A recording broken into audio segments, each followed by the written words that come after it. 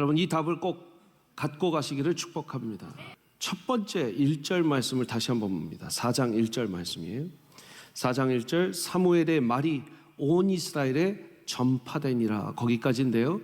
여러분, 이 4장 1절에 사무엘의 말이 온 이스라엘에 전파되니라 라는 말이 굉장한 정보를 주고 있습니다. 여러분들이 공동체 성경 읽기를 하셨기 때문에 더 긴 설명이 필요 없으리라 생각되지만, 사무엘상 1장과 2장에서는 한나가 기도했고 그 기도한 결과로 사무엘을 하나님께서 주시는 장면이 나옵니다. 그리고 한나는 기도하며 찬양을 하죠. 그것이 한나의 기도로 나오고 있습니다. 여러분, 그 유명한 한나의 기도가 1장, 2장에서 나오고 있죠. 그리고 나서 사무엘을 하나님께 다시 바치면서 그 홈리와 비느하스, 엘리가 제사장이 있는 그곳에 이 하나님께 드리면서 엘리에게 사무엘을 맡깁니다. 엘리 제사장 두 아들 홈리와 비느하스가 얼마나 악한 짓을 하고 다녔는지가 3장 말씀 기록되고 있고요. 홈리와 비느하스가 악하고 아주 하나님 보시기에 패역한 두 아들인 것을 아주 극명하게 이야기를 하고 나서 사무엘에게 선지자 자리를 줍니다. 두 아들이 선지자가 되고 두 아들이 제사장이 되는 게 아니라 누구에게 줬다고요? 사무엘을 하나님은 세우시는 장면을 우리는 볼 수 있습니다. 사무엘상 3장 19절부터 21절을 한번 보십시오. 사무엘이 자라매, 이제 엘리와 함께 자라매, 여호와께서 그와 함께 계셔서 그의 말이 하나도 땅에 떨어지지 않게 하시니, 단에서부터 브엘세바까지, 단에서부터 브엘세바는 뭐 미국으로 치면 서부에서 동부까지, 동부에서 서부까지, 한국으로 치면 한라에서 백두까지, 백두에서 한라까지, 그러니까 전 땅을 얘기하는 겁니다. 브엘세바에서 단까지, 단에서 브엘세바까지 이르면서 온 이스라엘이, 같이 한번 노란 글씨 읽어보겠습니다. 시작. 온 이스라엘이 사무엘은 여호와의 선지자로 세우심을 입은 줄을 알았더라. 그렇게 하고 4장 1절에 아까 읽었듯이 사무엘의 말이 온 이스라엘에 전파되니라, 이렇게 4장이 시작되고 있어요. 여러분, 지금 선지자로 하나님께서 세우신 사람이 누구예요? 사무엘이에요, 사무엘. 자, 그런데 무슨 사건이 일어나냐면, 이제 전쟁을 해서 지게 되니까 이 이스라엘 장로들이 모여서 4,000명이 죽었으니 이거 어떡할 거냐, 대책회의를 하다가, 그러면 여호와의 언약궤를 가져와서 우리가 이기자라는 대책을 내놓습니다. 그 여호와의 언약궤를 가지러 가는데 그곳에 있던 사람이 누구예요? 홈리와 비느하스입니다. 4절 말씀 보십시오. 이에 백성이 실로에 사람을 보내서 그룹 사이에 계신 만군의 여호와의 언약궤를 가서 가져왔고, 엘리의 두 아들 홈리와 비느하스는 하나님의 언약궤에 거기 있었더라. 하나님의 언약궤와 실로에 있었던 것뿐만 아니라 이 이후의 말씀을 보면 전쟁터에 언약궤를 가져오는 사람이 누구였냐? 홈리와 비느하스였다라는 거예요. 홈리와 비느하스는 어떤 사람입니까? 2장 말씀에 제가 패역한 사람들이라고 했죠. 2장 말씀에 뭐라고 되어 있습니까? 엘리의 아들들은 행실이 나빠 여호와를 알지 못하더라. 2장 12절 한번 띄워봐 주세요. 같이 읽습니다. 시작. 엘리의 아들들은 행실이 나빠 여호와를 알지 못하더라. 2장 22절에도 엘리가 매우 늙었더니 그의 아들들이 온 이스라엘에게 행한 모든 일과 회막문에서 수종드는 여인들과 동침하였음을 들었다. 그러면서 엘리가 얘기합니다. 그들에게 이르되 너희가 어찌하여 이런 일을 하느냐? 내가 너희의 악행을 이 모든 백성들에게 듣노라. 내 아들들아, 그러지 말고 내게 들리는 소문이 좋지 아니하니라. 너희가 여호와의 백성으로 범죄하게 하는도다. 이게 지금 엘리 제사장이 아들 홈리와 비느하스의 악행을 대하는 태도였습니다. 그런데 이 홈리와 비느하스, 하나님의 말씀에 행실이 나빠 여호와를 알지 못했다고 기록된 이 홈리와 비느하스를 언약궤 옆에 두면 물론이거니와 언약궤를 가지고 전쟁터에 가게 하는 사람이 누구예요? 홈리와 비느하스예요. 여러분 보십시오. 지금 전쟁이 지고 있습니다. 근데 언약궤를 두고 싸웠던 기억, 여호수아 때에 언약궤를 갖고 요단강을 건너서 이제 이 전쟁을 할 때 큰 승리를, 여리고성을 함락하는 큰 승리를 얻었을 때 언약궤가 있었어요. 그러니까 언약궤 있으면 분명히 이길 거다. 그래서 언약궤를 가지고 가는 사람을 누구로 만들어요? 자기의 두 아들 이제까지 아주 인퍼머스했던, 아주 악행을 많이 저질러서 백성들에게 존경을 못 받았던 그 아들들에게 너희들 언약궤 메고 가라. 언약궤 메고 가서 승리하면 사람들은 누굴 찬양하겠어요? 사무엘이에요? 홈리와 비느하스예요? 홈리와 비느하스 언약궤 가져와서 우리가 이겼다 할 거 아닙니까? 스포트라이트를 지금 홈리와 비느하스한테 쏟아내기 위해서 지금 언약궤를 들고 가라고 한 거예요. 그 사건이요, 바로 이 오늘 사건입니다. 홈리와 비느하스, 하나님께서 인정하지 않는 사람들이 언약궤를 갖고 간 거예요. 하나님 보시기에 패역한 그 지도자들이 언약궤를 갖고 가니까 언약궤가 들어갔다고 승리가 됩니까? 안 됩니까? 안 돼요. 첫 번째, 껍데기는 가라. 어떤 껍데기가 가야 되냐면 바로 영적인, 껍데기만 남은 영적인 지도자, 영적으로 패역한 지도자들 가라 이거예요. 지금 누굴 한 얘기예요? 홈리와 비느하스. 한번 영적 교훈을 띄워봐 주세요. 여러분, 목사가 지금 영적 교훈이라고 이렇게 껍데기만 남은 영적인 지도자는 가라 쓰기가 쉽지 않아요. 마음이 불편합니다. 저도 영적인 지도자고 목회자고. 그런데 저는 괜찮고 나는 깨끗하고 다른 사람들은 영적으로 껍데기만 남았다 비판하는 게 아닙니다. 홈리와 비느하스는요, 우리의 세대 가운데 너무나 많아요. 저를 비롯해서 모든 목회자들은요, 살얼음판을 걷는 마음으로 늘 조심해야 돼요. 그러니까 저는 너무나 부담이 커요. 매일매일 매주 정말 살얼음판을 걷는 마음이라는 게 이런 건가 싶어요. 왜냐하면 제가 지금 잘못 전하거나 제가 영적으로 하나님 앞에 바로 서 있지 않으면 어떤 일이 일어나냐면 아까 뭐예요? 언약궤를 가져갔는데도 수천 명이 죽고 3만 4천 명이 죽었어요. 3만 4천 명. 두 번째, 왜 언약궤와 함께 싸웠는데도 패배하였는가? 두 번째 이유는 4장 3절에 있습니다. 백성이 진영으로 돌아오매 이스라엘 장로들이 이르되 여호와께서 어찌하여 우리에게 오늘 블레셋 사람들에게 패하게 하셨는고. 지금 제가 노란 글씨로 하이라이트 해놨는데 누가 지게 했다고요? 누가 패하게 하셨다고요? 그들의 말이 여호와께서. 자, 이게 우리가 졌는데 하나님이 지게 하셨어 하는 핑계로 들리는지, 아니면 그들이 정말 믿음 가운데 오늘 하나님께서 여호와께서 지게 하셨다라고 말했는지, 어찌됐든 주어는 여호와께서 패배하게 하셨다예요. 맞습니까? 근데 그 다음 절을 읽어보세요. 패배하게 하셨는고 시작. 여호와의 언약궤를 실로에서 우리에게로 가져다가 우리 중에 있게 하여 그것으로 우리 원수들의 손에서 구원하게 하라. 여러분, 아주 상식적인 겁니다. 하나님이 지게 하셨네? 그러면 하나님의 언약궤를 가져와서 이기자. 지금 이해가 되세요? 하나님의 말씀으로 싸웠는데 졌네? 우리가 패배했네? 그러면 성경책 한 100권 더 사와서 이기자. 예수 그리스도의 보혈의 능력으로 싸웠는데 졌네? 그러면 십자가 목걸이 2,000개 맞춰갖고 차고 다니면서 이기자. 이 얘기랑 똑같은 거예요, 지금.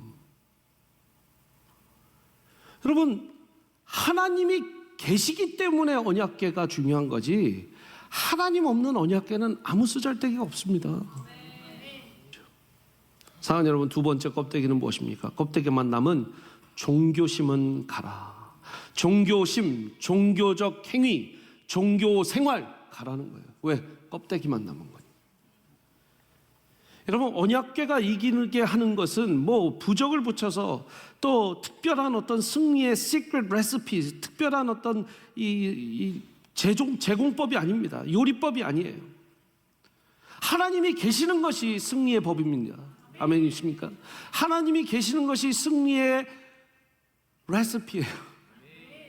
근데 하나님의 언약궤가 하나님을 대신할 수 없는 거예요. 그거 우상된 겁니다. 하나님의 언약궤가 그 순간부터 우상된 거예요. 자, 보십시오. 여러분들이 기도 하나도 안 하고 사업을 시작했어요. 여러분들이 했다는 게 아니라 그랬다고 생각해 보십시오.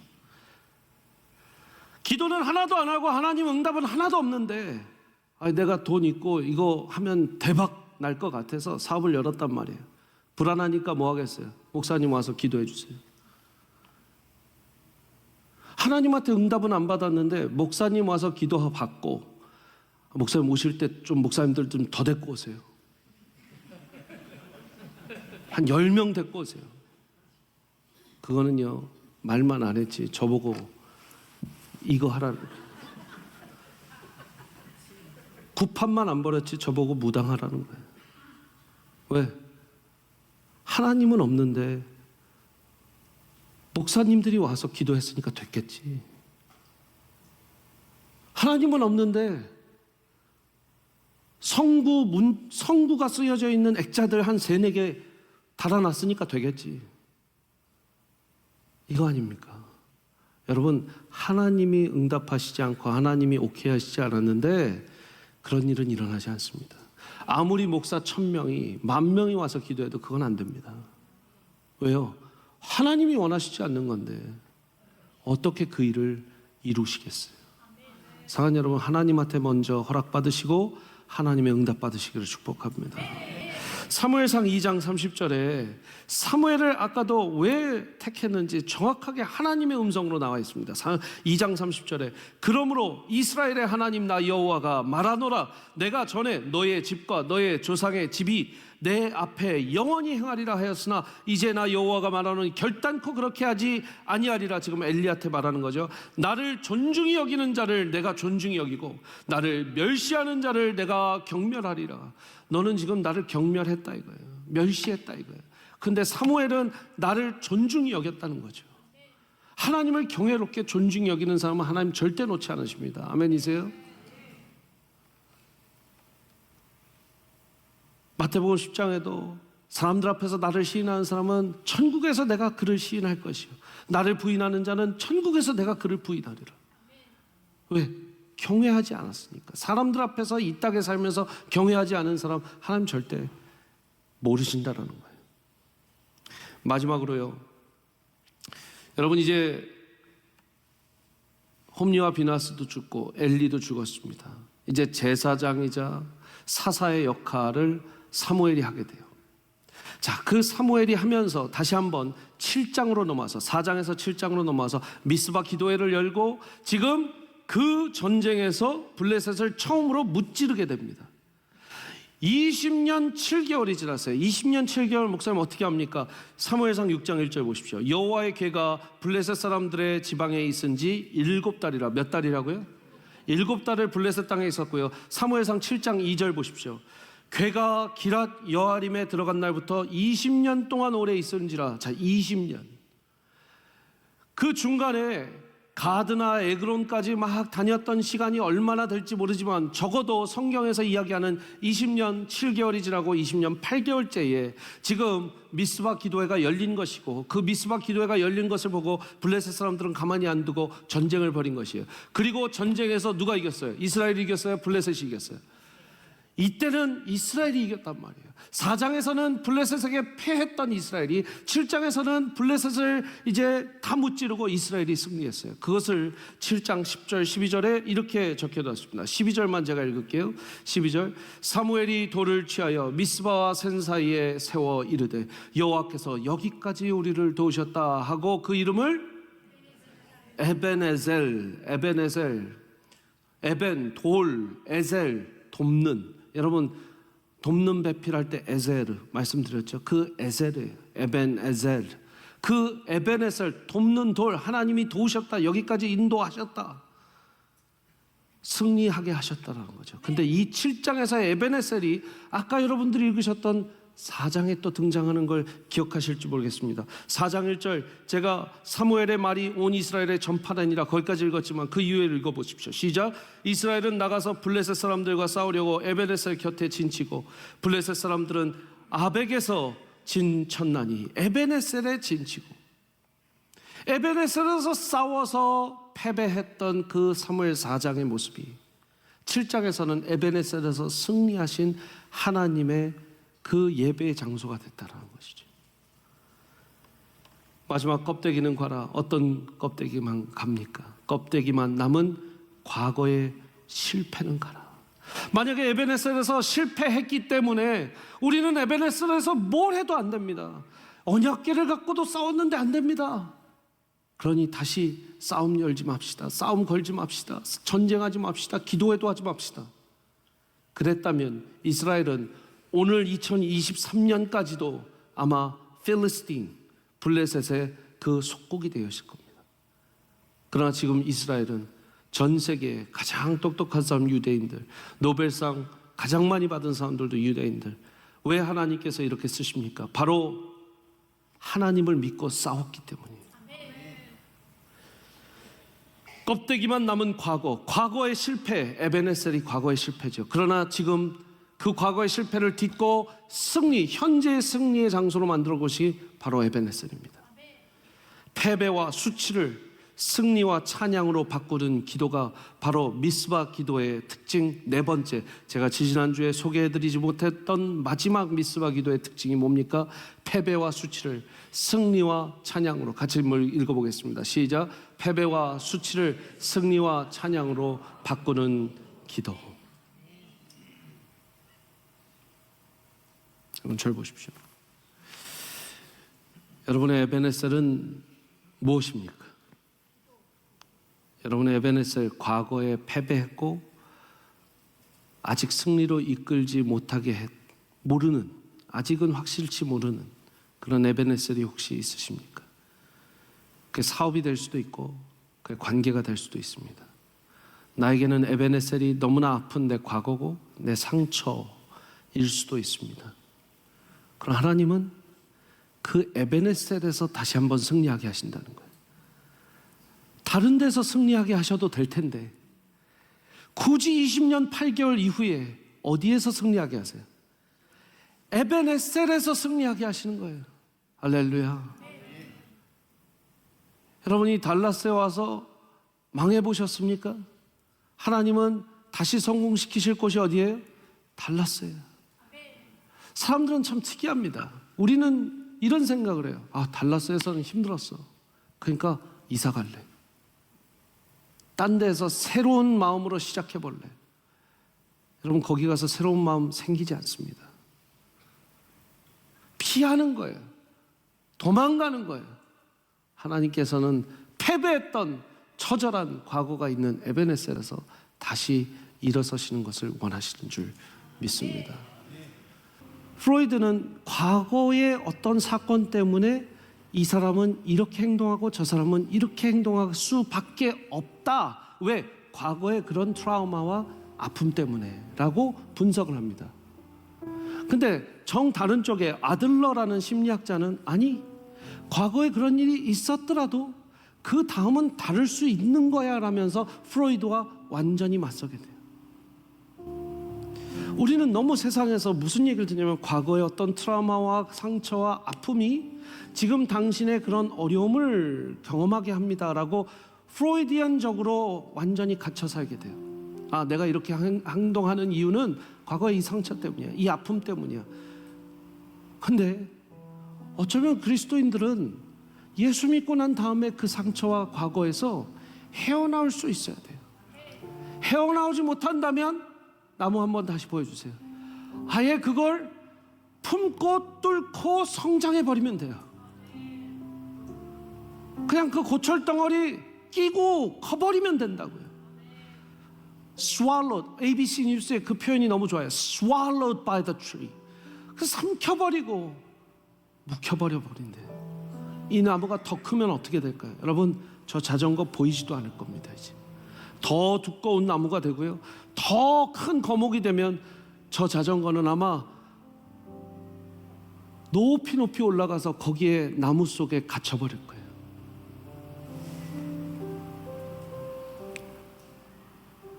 쇠사슬이 묶여있는 고철덩어리가 있다고 여러분들이 성장할 수 없는 건 아닙니다. 삼켜버리시고 성장하십시오. Swallow. 그냥 달든 쓰든 아프든 묵직하든 삼켜버리세요. 그리고 거목이 되십시오. 바로 그 자리에서 묶여있다고 다른 자리에 나무가 성장한 건 말이 안 돼요. 내 삶은 한 번입니다. 에베네셀은 바로 여기입니다. 에베네셀은 내 인생이에요.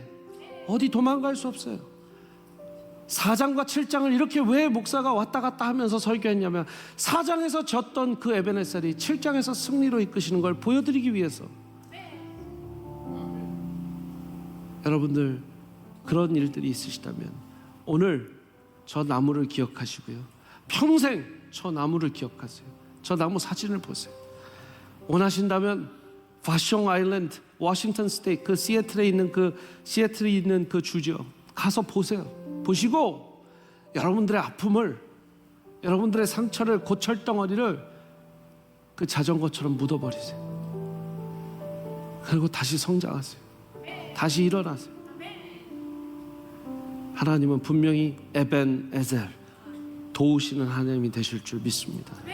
기도하시겠습니다. 이 시간 조용히 여러분들 한번 묵상하며 기도하기를 원합니다. 제가 기도하지 않겠습니다. 여러분이 하고 싶은 기도를 올리세요. 내게 저런 고철덩어리, 내게 패배와 아픔과 상처를 안겨줬던 그 에베네셀이 있다면 하나님께 아뢰십시오. 여러분들과 하나님만 들을 수 있는 목소리로 같이 기도하도록 하겠습니다.